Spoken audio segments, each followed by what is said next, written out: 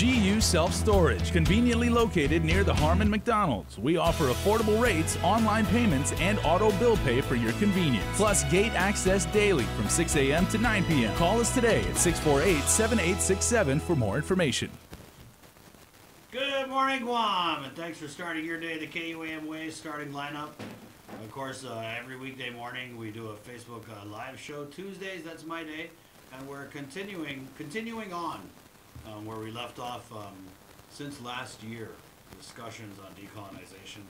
I'd like to welcome Melvin back, and so obviously the big hot topic right now with Iran and everything is foreign policy, and so we kind of wanted to take this episode of discussions on decolonization and kind of talk about foreign policy and how it would change.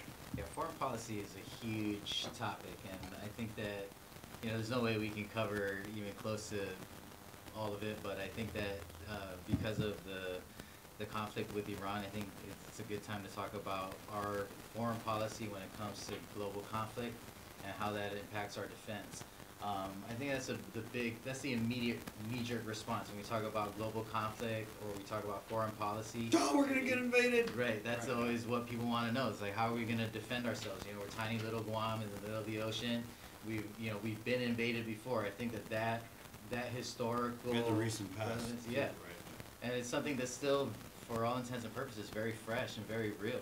And so, you know, I think it's a valid concern, but at the same time, I think that we have to recognize that, you know, when it comes to defense and foreign policy, it's a very complex and very nuanced thing. And what is happening in our current situation is it's pretty black and white. You know, we are an instrument of the United States military, and I think that's the thing that a lot of people need to accept on the front end is that, you know, the United States military is not here to defend Guam. They're here to defend United States interests and in the Pacific and in Asia. And that's, you know, that's really the primary purpose. I mean, if you think about it, Guam was a territory. There were military bases and military soldiers here prior to the invasion by the Japanese military. And, you know, they had intelligence that the Japanese military was coming to Guam prior to that invasion. And they pulled all U.S. personnel out of Guam before that happened. Right.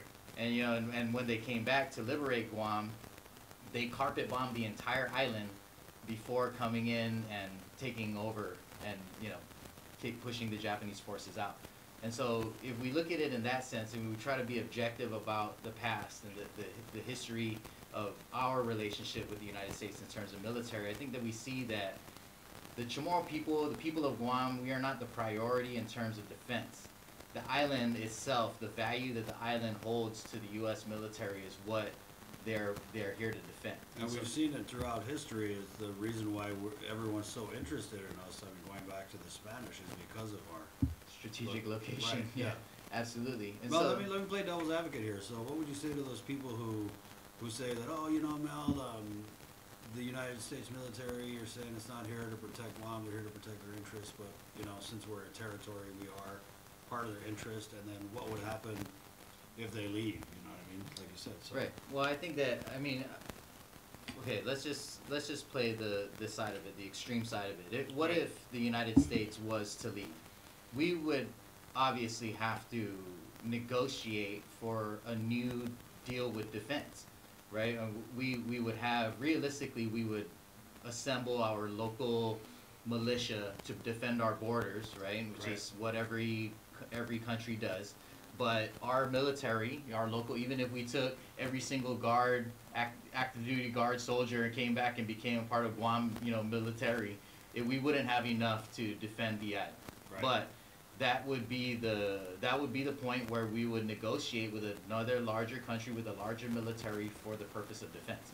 That being said, realistically, it seems kind of far-fetched to me that that's a very extreme situation. Right, yeah. If you look at the investment in Guam to date by the United States military, even if we were to want, as an island, to step back and have a more distant relationship with the United States, I would imagine that they would still be involved in our defense agreement.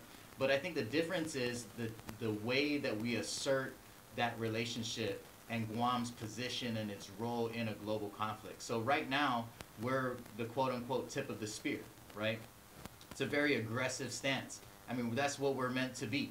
But I don't think it. Just the tip.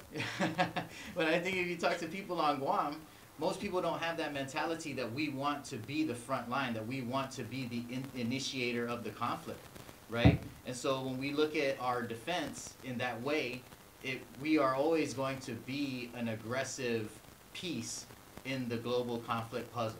But if we have a relationship with the United States where we are negotiating our terms of defense, and we are asserting that we do not want to be an offensive piece, that this is it. This is the deal. We'll go second, but we don't want to be like right in the front. Right, and so I think that with the conflict in the Middle East, obviously it's because of our geographic location, we're kind of separated away from it, right? And our major impact is on our people and the way that they are being deployed. I mean, we have soldiers being deployed already, Right. soldiers whose deployments are being extended now because of this conflict. But when we look just recently in the last few years, we had abundance of conflict in Asia, right? Specifically with Korea and China. I mean, China made a missile called the Guam Killer. You know what I mean? It's not about the Took that kind of personal, China. China and Korea don't have beef with Guam. I think that what they have beef with is what Guam represents in the sense of military presence. I mean, it is the largest military presence on the island or in the region. Speaking of, really interesting comment there. The bottom one. Guam is another Pearl Harbor in the making. I think I think it's fairly accurate. Pearl Harbor was a target specifically because it was the same. You can take that in more than one context. Yeah, Right, I mean, right. Japan didn't have beef with Hawaiians. Right. They had beef with what Hawaii represented at that time during that conflict. They had a major military installation. Same with Guam. I mean, that's the reason why Guam and Hawaii were so drastically affected by that conflict with the United States and Japan.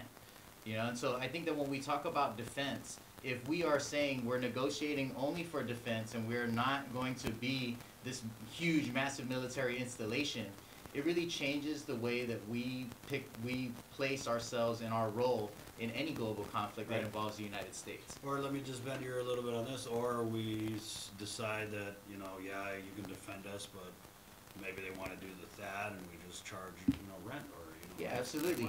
And in the same breath, right, if we become a state, then I think in that instance, then our interests align, right? When we talk about, the military being here are you here to defend Guam's interests or the United States interests? Right. And that's key also is that I think you and I, a lot of our what ifs are based on like more towards the free association independent side, but people also have to remember that we could very well end up a state, and I mean that kind of flips a lot of these. Right, and I think that's the major piece here is that when we talk about defense and foreign policy, the problem right now is that we are in a status that really leaves us in limbo, right? We don't know. We never know. Whenever there's a global conflict, we never know what our role will be. We're just along for the ride. Yeah.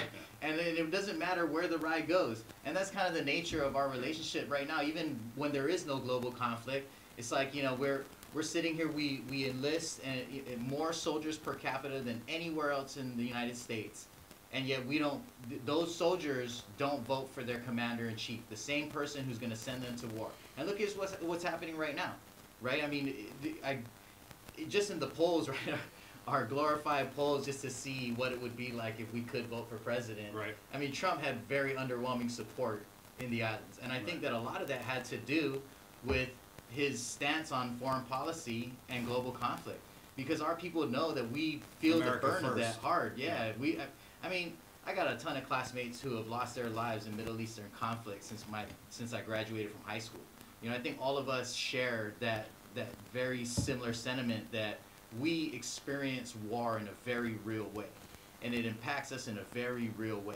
There's not a veteran out there who doesn't understand the pains of war on an immediate personal level or on some, with their family or somebody who has served and now cannot get, medical attention. I mean, look at when they opened up the bases, the commissary, opened up the commissary to the veterans. They had like a whole slew of military wives call in the radio station complaining about, we're going to run out of stuff. We should let the active duty people shot first and then let the veterans come after. And I mean, how many times are we going to be pushed to the back of the bus?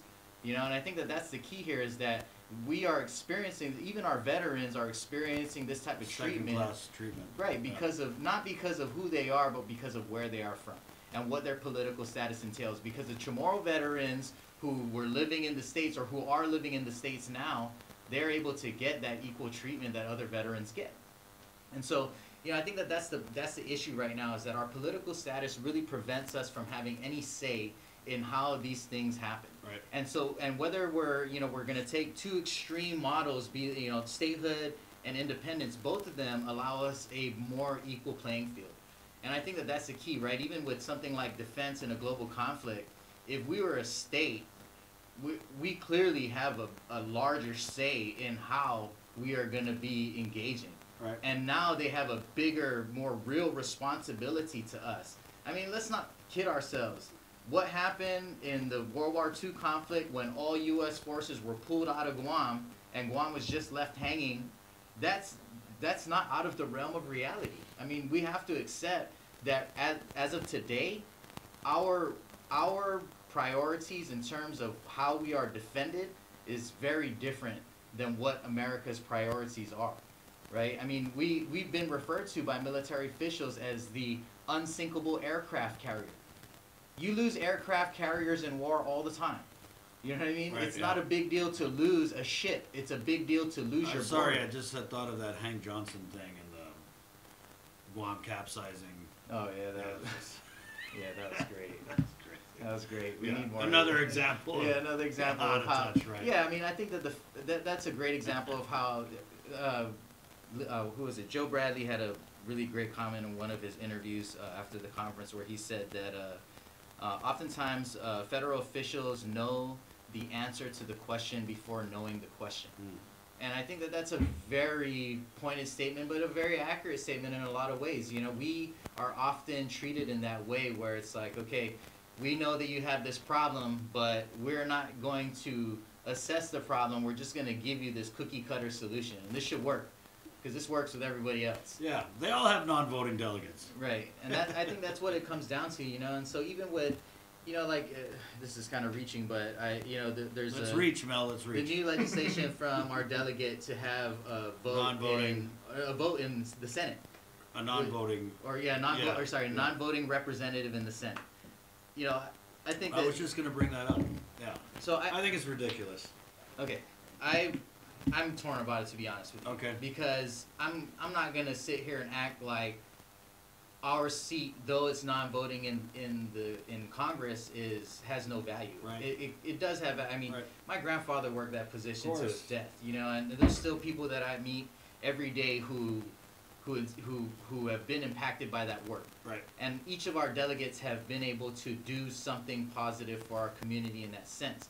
Now, obviously, it's not ideal, and it's in some ways it's insulting. You know that we are still here. All fast forward to 2020, we're still in this non-voting delegate position. Now, it's also very problematic that we don't have representation in the Senate, obviously, but. And having a voice in the Senate can be good for us, but I think that the point of what we are doing is that we are not satisfied with partial participation. We are not satisfied with symbolic representation. We are not satisfied with, being Americans on our passport, but not when it comes to government. We are not satisfied with second-class treatment. And I think that that's the key here is that, when we talk about decolonization, there are a gang of Chamorros who are proud Americans, who are patriots, who don't want to have, to separate from the United States. Right. And I would say to them that decolonization is for you. Yeah. Decolonization is for everybody. We're going to we could get closer to the U.S. You really could. I think that's get all up in there. And that's the key. That's the key that people have to understand is that this is not, it could be separation if that's what you want. Or it couldn't. Or it could be a closer relationship. But either way, what we're talking about is a more equal relationship, a more equitable relationship, a relationship where we finally have representation, where we can defend what we value most. I just can't understand why anybody is upset about that. What's wrong with that? I mean, you hear it every day. Every day when people call on the radio and complain about X, Y, and Z that's happening in our government or on our island. I think when it all boils down, we want to have the ability to effectuate change, and that's at the end of the day, that's what it is. And you know, whether we're talking about the economy, foreign policy, defense, whatever, we want to have a say. We deserve to have a say. Yeah, Bill has brought up a comment that we discussed this a couple episodes back. China has big interest with Micronesian islands, and now the U.S. wants to help the Micronesian islands. Oh yeah, absolutely. You know, so we've seen that soft diplomacy. It is China soft diplomacy, right? They're like right there. Yeah, you know? They are, and I think that that's something that is. It's funny how there's a lot of people in our community who have this idea that Guam is like light years ahead of our Micronesian neighbors. And maybe in terms of development and stuff that we have. Because we got Wi-Fi. Yeah, we got Wi-Fi, and we got, you know, all these great corporate American restaurants. We got Ruby Tuesdays. We got a salad bar. They didn't have that, right? Well, they got a seat at the table. Right, and that I think is the point, right? Is that they have a seat at the table. They are able to negotiate the future of their islands on their terms. And this is what we're seeing. This is a very real example. The only reason why Guam is not able to capitalize on this economic back and forth is because we're not able to represent ourselves in those negotiations. The United States speaks for us when it comes to China. Those countries speak for themselves, right, and they use that diplomacy to be able to negotiate a better deal with the United States. Don't be fooled.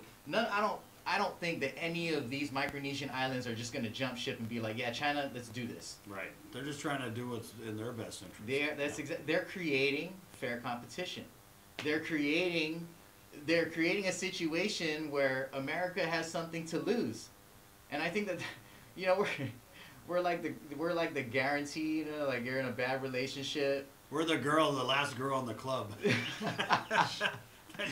We're the guarantee, you know. We're right, like yeah. Man, I'll just call her. Yeah, the ex. We're the ex. I'll just call Guam. Yeah, Guam will do it. Yeah, this has never worked out for me, right, but we just keep coming back. And I think that that's the problem, you know, is that when it comes to Guam, America has nothing to lose. They're in the driver's seat. They call the shots. We can kick and scream all we want, but it doesn't. As long as our status remains here, it doesn't matter. And we're going to close on that again. The point we made: Guam, foreign policy and defense, as of now, really just along for the ride. So, Mel, what were we going to talk about the next couple of shows? It's going to be good. Don't worry. I really wanted to, you know, I think that one of the problems that we face now is that a lot of people think that this idea of decolonization is something new. And I think what would be really great for us to do is to explore what has been happening in other places around us. You know, I mean, there's been decolonial movements all over the place. Recently in New Caledonia, they had a vote. Don't give it away. Okay. You always do that. We're going to go off into another show. I get excited. Okay, so there you go. Just a little taste, a little chessa for you. So thanks, Mel. This has been a discussion on decolonization. Again, we'll see you next Tuesday. My name's Chris. This has been Group Chat. Adios. Adios.